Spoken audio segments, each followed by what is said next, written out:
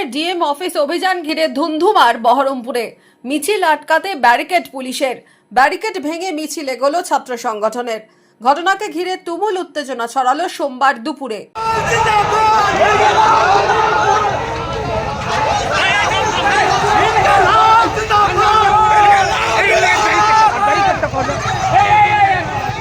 এদিন দুপুরে বহরমপুর শহরে মিছিল করে এসএফআই মুর্শিদাবাদ জেলা কমিটি। দলীয় অফিস থেকে মিছিল শুরু করে এসএফআই।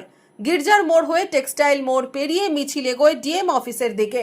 মাঝ রাস্তায় মিছিল আটকানোর অভিযোগ। রাস্তায় বসে হয় অবস্থান বিক্ষোভ। স্কুলে অতিরিক্ত ভর্তি ফি থেকে মুর্শিদাবাদে পূর্ণাঙ্গ বিশ্ববিদ্যালয়ের দাবি, ওবিসি জটিলতার সমাধান সহ 10 দফা দাবি নিয়ে এদিন পথে নামে এসএফআই। ঝান্ডা হাতে স্লোগান দিয়ে সুর চড়ায় এসএফআই নেতা কর্মীরা। ছাত্রছাত্রীদের দাবি নিয়ে আমরা ডিএম এর কাছে যাচ্ছি কথা বলতে। তাতে আপনাদের সমস্যা, আমরা বলছি আমাদের স্কুলের ভর্তি ফিস কমাতে হবে। আমরা তার জন্য ডিএম এর কাছে যাচ্ছি, ডিআই এর কাছে যাচ্ছি। আপনার সরকারের ক্ষমতা হচ্ছে না ভর্তি ফিসটা কমানো।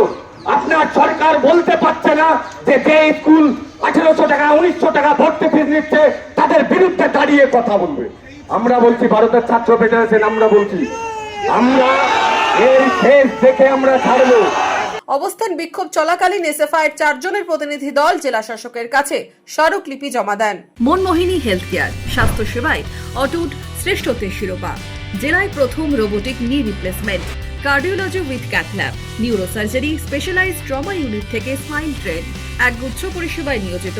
Manmohini health care, quality care with personal touch, Baharampur শিল্প তালুক।